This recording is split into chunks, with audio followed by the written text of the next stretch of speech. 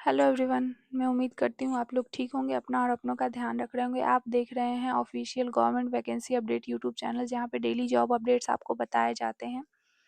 अगर आप भी हमारे चैनल पे पहली बार विजिट कर रहे हो और इसी तरीके से चाहते हो कि हर एक जॉब अपॉर्चुनिटी आप तक सबसे पहले पहुँच जाए विथ ऑफिशियल नोटिफिकेशन पीडीएफ जो कमेंट सेक्शन में मैं डाल दूंगी, तो आपको फटाफट चैनल को सब्सक्राइब कर लेना है, बेल आइकन को प्रेस कर लेना है, ताकि जो भी नेक्स्ट वीडियो चैनल पे आ रही है उसका नोटिफिकेशन आप तक सबसे पहले पहुंच जाए। और मैं मोटिवेशन से ज़्यादा डिसिप्लिन में बिलीव रखती हूँ, तो हमारे चैनल को सब्सक्राइब कर व्यू को बढ़ाएं, ताकि मैं डिसिप्लिन को मेंटेन रख सकूँ और आपके लिए जॉब या वैकेंसी अपडेट सबसे पहले ला सकूँ। और मेरी इच्छा है कि आप लोगों का सिलेक्शन हो जाए, तो मैं आप सब के लिए विश करूँगी कि आपका सिलेक्शन हो जाए।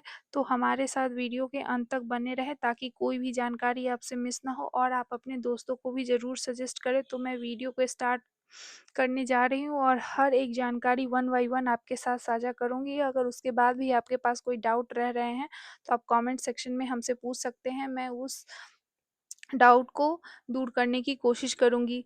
तो वीडियो को शुरू करने से पहले मैं आपको एक ब्रीफ नोट बता देती हूँ कि मैं आपके साथ क्या-क्या डिस्कस करूँगी। तो मैं आपके साथ डिस्कस करूँगी कि एप्लीकेशन भरने का डेट क्या है, उसका एंडिंग डेट क्या है, ऑर्गेनाइजेशन क्या है, ऐज क्या है, क्वालिफ़िकेशन क्या माँगता है, ईटीसी एक्स्ट्रा जो भी चीज़ें हैं मैं शेयर करूँगी। तो चलिए मैं आपको बताती हूँ, ये गवर्नमेंट की तरफ से आई हुई वैकेंसी है, ये रेलवे की तरफ से वैकेंसी है, ये कोलकाता ज़ोन की है।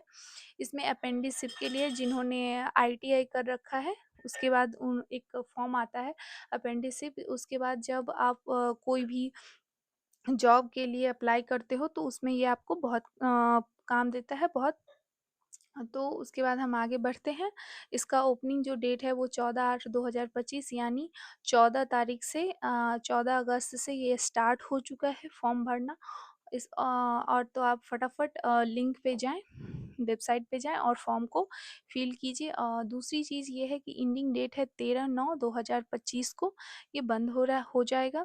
उसके बाद एप्लीकेशन को जो आप ऑनलाइन ही सबमिट कर सकते हैं, दूसरा अदर कोई भी मेथड नहीं है जिसके द्वारा आप अप्लाई कर सकें, तो आपको ऑनलाइन ही अप्लाई करना होगा।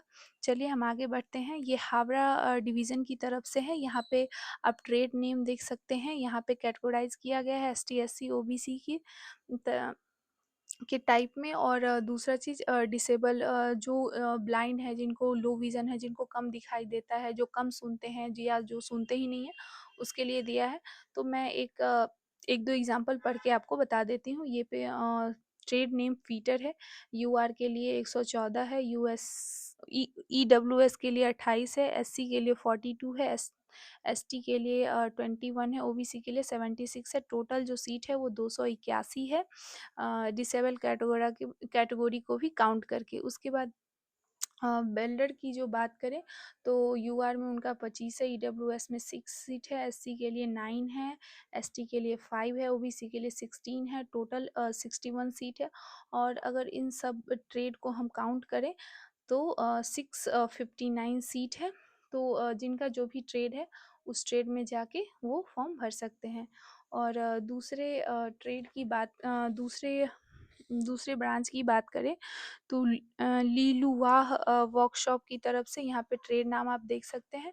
और ऐसे ही एसटी, एससी और डिसेबल कैटेगरी में डिवाइड किया गया है। तो इसका 612 सीट्स है। उसके बाद हम नेक्स्ट बढ़ते हैं। यहाँ पे सियालदह डिवीजन से है, यहाँ पे भी आपका ट्रेड नाम दिया गया है, यहाँ भी एक कैटेगरी वाइज डिवाइड किया गया है। और यहाँ भी डिसेबल कैटेगरी को सबको मिला के टोटल सीट 440 है। उसके बाद कांचरपाड़ा वर्कशॉप के तरफ के लिए है। यहाँ पे भी ट्रेड नेम दिया गया है, यहाँ पे भी आपको कैटेगरी वाइज डिवाइड किया गया है, यहाँ पे भी डिसेबल कैटेगरी सबको काउंट करके 187 सीट है यहाँ पे। उसके बाद हम यहाँ पे दूसरा मालदा डिवीज़न के लिए यहाँ पे ट्रेड नेम दिया हुआ है, इसको भी ओबीसी और डिसेबल कैटेगरी में डिवाइड किया गया है, जिसका 138 सीट है टोटल। उसके बाद यहाँ आसनसोल डिवीज़न के लिए जो भी है, ये ट्रेड नेम है। और उसके बाद इसको भी डिवाइड किया गया है डिसेबल कैटेगरी में डिवाइड करके। टोटल जो इसमें सीट है वो 412 है।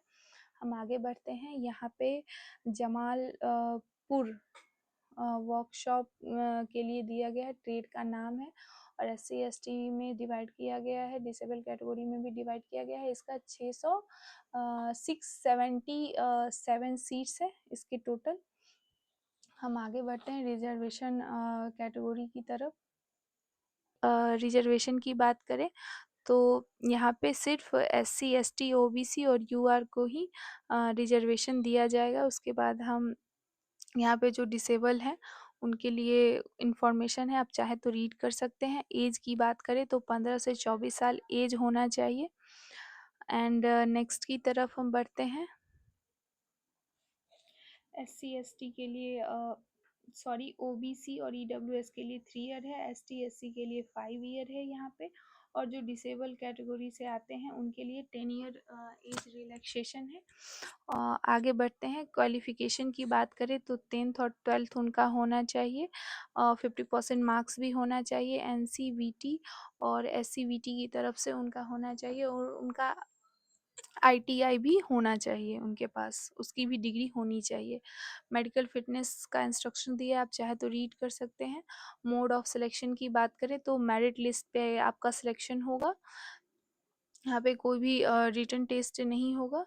ओके, मिनिमम 50% मार्क्स होना चाहिए। ITI एग्जामिनेशन उन्होंने ऑलरेडी दे चुका हो, वही भर सकते हैं, और मेरिट लिस्ट पे इनका सिलेक्शन होगा। उसके बाद नोट है, आप चाहे तो रीड कर सकते हैं। एप्लीकेशन फ़ी जो है वो 100 रुपीज़ है, और ST SC PW VD और वुमेन के लिए कोई भी चार्जेस नहीं है, उनको पैसे नहीं लगेंगे फॉर्म को अप्लाई करने में। आपको हाउ टू अप्लाई, कैसे अप्लाई करना है उसके इंस्ट्रक्शन दिए हुए हैं, आप चाहो तो रीड कर सकते हैं। डॉक्यूमेंट्स को कैसे अपलोड करना है उसको भी आप चाहो तो रीड कर सकते हैं। हम आगे बढ़ते हैं। यहाँ पे अदर इम्पॉर्टेंट्स चीज़ें दी गई हैं कैंडिडेट्स के लिए, आप चाहो तो इसको भी रीड कर सकते हो। हम आगे बढ़ते हैं। यहाँ पे डिफरेंट टाइप्स ऑफ फॉर्मेट दिए हुए हैं, मैं एक एक करके आपको दिखा दे रही हूँ ताकि आपको कोई भी कंफ्यूजन ना हो।